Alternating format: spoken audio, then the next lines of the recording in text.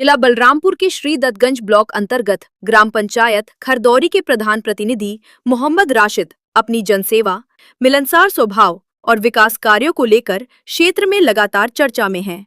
ग्रामीणों के अनुसार मोहम्मद राशिद ने गांव के विकास को प्राथमिकता देते हुए सड़क, नाली, आवास, पेंशन सहित विभिन्न सरकारी योजनाओं का लाभ पात्र लोगों तक पहुंचाने में महत्वपूर्ण भूमिका निभाई है।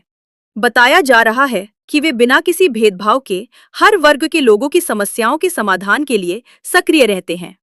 उनकी पारदर्शी कार्यशैली और जनता के प्रति जवाबदेही ने उन्हें गांव के लोगों के बीच एक भरोसेमंद और लोकप्रिय जनप्रतिनिधि के रूप में पहचान दिलाई है। नमस्कार, आप देखना शुरू कर चुके हैं कानूनी जंग न्यूज और मैं आपका अपना दीपक। आज दिल्ली से चल के उत्तर प्रदेश के जिला बलरामपुर के ब्लॉक सिद्दतगंज में आज हमारी टीम एक ग्राम पंचायत में गई जिसका नाम है खरदौरी। वहाँ जनता से मिले और जनता से बात करी तो एक ऐसे व्यक्ति का नाम आया कार्य को लेके कि वो किसी भी परिचय के मोहताज नहीं। बात करें तो उनसे आपकी बात कराते हैं, उनका पूरा परिचय दिलाते हैं और क्या क्या उनके कार्यकाल में हुआ, क्यों जनता ने उन्हें इतना पसंद किया कि हमारे जाने पे जनता उनसे उन्हीं के बारे में बात कर रही है। आइए बात करते हैं। सर, स्वागत है मेरा चैनल पे आपका। जी धन्यवाद। जी, मैं चाहूँगा आप मेरी व्यूवर्स और अपनी जनता को अपना पूरा नाम और पूरा परिचय बताएं। जी, मैं मोहम्मद राशिद, प्रधान प्रतिनिधि जी, ग्राम पंचायत खरदौरी, श्री दत्तगंज, बलरामपुर का निवासी हूँ। जी, ये तो हुआ परिचय। अगली बात करें तो प्रधान जी, आपके जनता से जब हमने बात करी और जनता से सारी बातें आपके ग्राम पंचायत में आपके 3 से 4 माजरे भी हैं, उनमें बात करी तो जनता ने हमें बताया कि आपने 2010 से लेकर 15 तक आपके खुद ताऊ जी यहाँ प्रधान रहे और उस समय बहुत सारे कार्य ऐसे हुए जो शायद रुके हुए थे काफी लंबे समय थे। क्या ये बात सही है? जी। अच्छा, उस समय भी आप अपने ताऊ जी के साथ कंधे से कंधा मिला के चलते थे? जी जी। तो तभी से आपको समाज सेवा की सोच बनी? जी जी जी, बताएं। अच्छा, बात करें तो आपके पूरे ग्राम पंचायत में लगभग कितनी सीसी और कितनी इंटरलॉक हुई है इस कार्यकाल में? लगभग 70% सीसी और इंटरलॉकिंग हमारे तीनों मजरे में कंप्लीट हो चुकी है। यानी गिनती की बात करें तो 10 से 15 सीसी आप करा चुके हैं और इंटरलॉकिंग। जी जी। अच्छा, बात करें तो अभी एक कार्य हुआ था SIR। जी।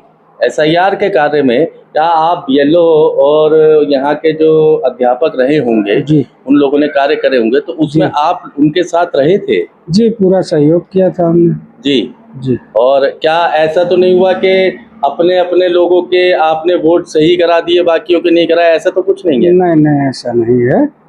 गांव का जो भी व्यक्ति निवास करता है गांव में उसका SIR करवाया गया और पूरी कोशिश थी कि जितने लोग हैं सबका जो है हो जाए। यानी कि निष्पक्षता से कार्य करा है। किसी भी पक्ष की तरफ नहीं झुके आप? जी जी। और यहाँ तक मेरे सुनने में आया कि यहाँ के, क्योंकि आप मोमडन है और यहाँ पे हिंदू परिवार भी रहते हैं, हिंदू समाज भी रहता है, तो कभी आपने जातिवादी का भी कोई सोच नहीं रखी और उनके साथ हमेशा कंधे से कंधा मिला के चले? जी, सही कह रहा हूँ? जात वेद के लिए कोई जो है हमारे दिल में जगह नहीं है। हमारे लिए हर कोई जो है सामान है जी, और सब हमारे भाई है। बिल्कुल। और जो है हम अपने गांव में चाहते हैं कि एकता कायम रहे। जी जी जी। इसीलिए हम हर आदमी से कंधे से कंधा मिला के चलते हैं। ये बहुत बड़ी बात है कि होली हो या ईद हो, इनकी सोच सभी के साथ मिलकर चलती है और ये इनका कहना नहीं है, यहाँ की जनता का कहना है कि अगर होली है तो इन्होंने लोगों से मिलकर उन्हें जागरूक करा है कि इस त्योहार को अच्छे से खेले, रंगों के साथ खेले। और ईद है तो इनकी सोच ये रही है कि हिंदू हो या मुस्लिम हो,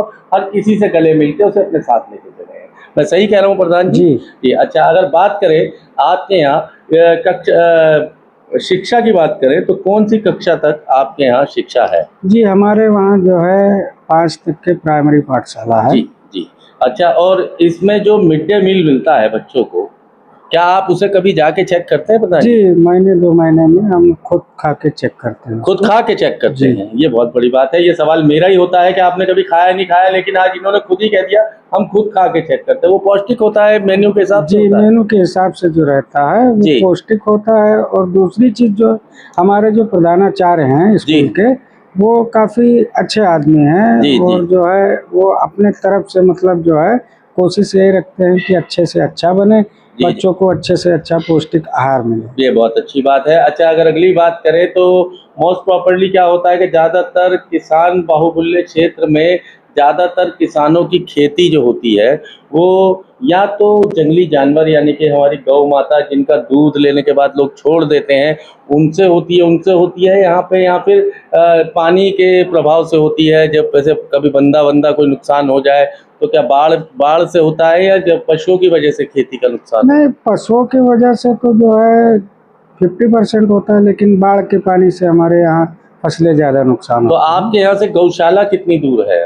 लगभग 4-5 किलोमीटर पे है। तो आप उन पशुओं को गौशाला तक पहुँचाते हैं? जी मतलब भरवा के जब भी उनकी अधिकता हो जाती है और जी जी ज़्यादा फसलों को नुकसान देते हैं तो आप उन्हें उनके क्या नाम है गौशाला तक पहुँचाते जी हैं। जी उनका खाने पीने की व्यवस्था वहाँ गौशाला में अच्छी है या कैसे है? अच्छी है। वहाँ पर जो है भूसा चारा हर चीज जो है आप लोग वहाँ भी पर। कुछ यहाँ से योगदान करते हैं अपने गांव से, हाँ, अपनी जब ग्राम पंचायत से? फसल जब कटती है तो यहाँ से भूसा वगैरह जो है ट्राली में भरवा के भिजवाते हैं आप लोग। ये देखिए कि कितनी बड़ी बात है कि एक बेजुबान जिसने आपको बचपन से दूध दिया यानी कि गौ माता की बात करें जिन्हें हम माता का भी दर्जा देते हैं, वो जब लोगों की सोच मतलब एक अलग होती है कि जब तक वो दूध दे रही है तब तक तो उन्हें पालते हैं, उसके बाद वो छोड़ देते हैं।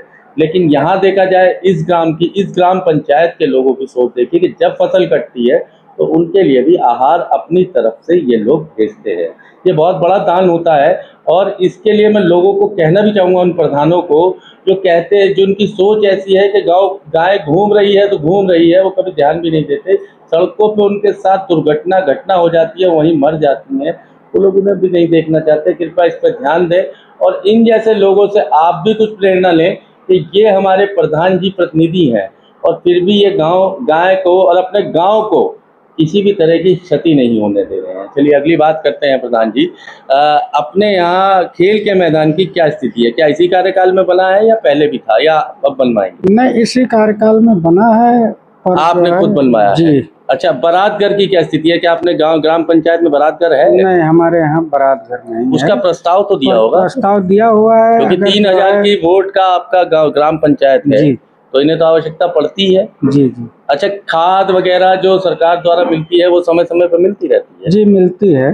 जी जी जी। तो उसका पॉइंट कितनी दूर है अपने ग्राम पंचायत से? यहाँ से लगभग 2-2.5 किलोमीटर मतलब ज्यादा दूर नहीं है, इजीली मिल जाती है। अच्छा, अब बात करें तो प्रधान जी, शिक्षा हो गई, खेल हो गया, यानी कि आप शारीरिक और मानसिक दोनों तरह से ही बच्चों को आगे ले। लाइब्रेरी है अपने यहाँ? नहीं, लाइब्रेरी है नहीं, लेकिन उसका प्रस्ताव दिया गया है। और मैंने तो यहाँ तक सुना है जनता से कि आप शायद उसे डिजिटल लाइब्रेरी लाने की सोच रहे हैं यदि जनता आपको दोबारा मौका देती है जी। अगर जनता दोबारा मौका देगी तो हम उसे डिजिटल लाइब्रेरी बनाने के लिए प्रस्ताव दे चुके हैं। अगर हमारे कार्यकाल में आया तो हम डिजिटल बनाएंगे ताकि बच्चों को जो है देश विदेश तक की जानकारियां मिल जाएं, यानी कि खाली बच्चों की सोच और शिक्षा एक सीमित ना रहे।